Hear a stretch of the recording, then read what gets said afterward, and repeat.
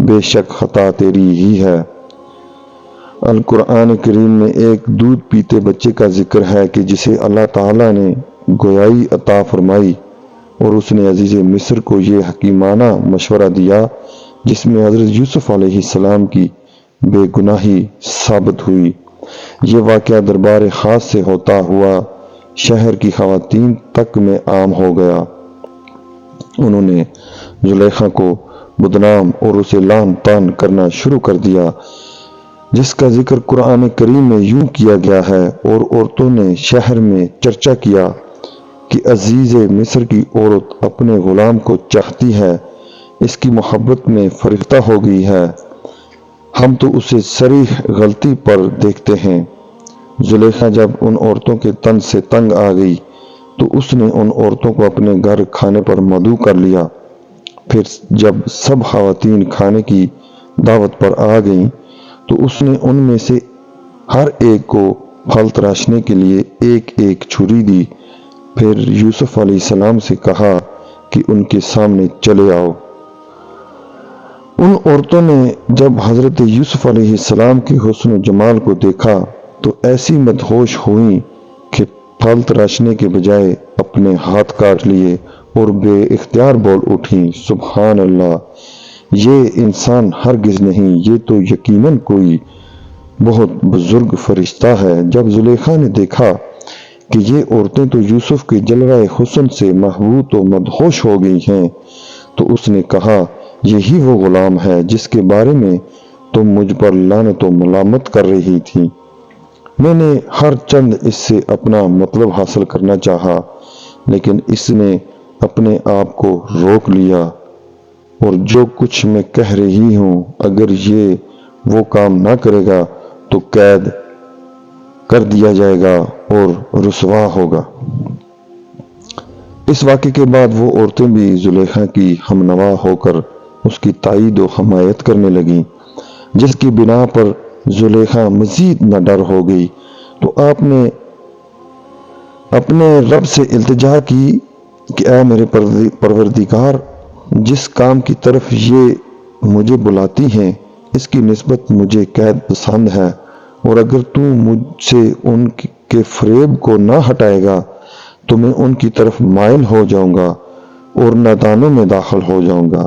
حدیث میں ہے کہ 7 آدمیوں کو اللہ تعالیٰ اپنے عرش کا سایہ عطا فرمائے گا، ان میں سے ایک وہ شخص ہے جسے کوئی ایسی عورت دعوت گناہ دے جو حسین و جمیل ہو اور جاہ و منصب کی بھی حامل ہو، لیکن وہ اس کے جواب میں یہ کہہ دے کہ میں تو اللہ سے ڈرتا ہوں۔ ان خواتین نے اپنے اپنے طور سے حضرت یوسف علیہ السلام کو اپنے جال میں پھنسانا چاہا، لیکن حضرت یوسف علیہ السلام ان کے دامن فریب میں نہ پھنسے۔ جب اس طرح کے واقعات بڑھ گئے تو وزراء اور ارکان سلطنت سے عزیز مصر نے مشورہ کیا اور طے پایا کہ حضرت یوسف علیہ السلام کو قید خانہ بھجوا دیا جائے۔ آپ نے جیل پہنچ کر فرمایا، اے اللہ، یہ قید خانہ کی کوٹری مجھ کو اس بلا سے زیادہ محبوب ہے جس کی طرف زلیخا اور خواتین مصر مجھے بلا رہی تھیں۔ آپ 7 یا 12 برس جیل میں رہے اور قیدیوں میں توحید اور اعمال صالح کی دعوت فرماتے رہے۔ تمام قیدی آپ کے حسن اخلاق اور آپ کے کردار کے گرویدہ ہو گئے۔ یہ عجیب اتفاق ہے کہ جس دن آپ قید خانہ میں داخل ہوئے اس دن آپ کے ساتھ بادشاہ مصر کے 2 خادم، ایک شراب پلانے والا، دوسرا باورچی، دونوں جیل خانے میں داخل ہوئے۔ دونوں پر الزام تھا کہ انہوں نے بادشاہ کے کھانے میں زہر ملایا ہے۔ ان دونوں نے جیل میں خواب دیکھا۔ دونوں نے اپنا اپنا خواب حضرت یوسف علیہ السلام سے بیان کیا، جس کی تعبیر حضرت یوسف علیہ السلام نے بیان کی جو 100% صحیح ثابت ہوئی۔ پہلے کا خواب یہ تھا کہ میں نے دیکھا کہ میں نچوڑ رہا ہوں شراب کا رس۔ اس کی تعبیر حضرت یوسف علیہ السلام نے کچھ یوں دی کہ تم الزام سے بری ہو جاؤ گے اور دوبارہ اپنے عہدے پر بحال ہو کر اپنے مالک کو شراب پلاؤ گے۔ دوسرے کا خواب یہ تھا کہ میں نے دیکھا ہے کہ میں اٹھائے ہوئے ہوں، اپنے سر پر روٹی کے کھارے ہیں۔ ان میں سے پرندے حضرت یوسف علیہ السلام نے اس خواب کی تعبیر بیان کی کہ تم سولی پر تمہیں لٹکایا جائے گا اور تمہارے سر کو پرندے نوچ نوچ کر کھائیں گے۔ چنانچہ ایسا ہی ہوا، ساقی بری ہو گیا اور باورچی کو سزائے موت ہو گئی۔ قید خانہ میں آپ کا نام معتبر یعنی تعبیر دینے والا مشہور ہو گیا۔ اسی دوران مصر کے بادشاہ اعظم ریان بن ولید نے بھی خواب دیکھا۔ بتایا، میں خواب میں دیکھتا ہوں کہ 7 موٹی تازی گائیں ہیں جنہیں 7 دبلی پتلی گائیں کھا رہی ہیں، نیز 7 خوشے ہرے بھرے ہیں اور 7 اور ہیں جو سوکھے ہوئے ہیں۔ اے درباریو، اگر تم خواب کی تعبیر دے سکتے ہو تو میرے اس خواب کا مطلب بتاؤ۔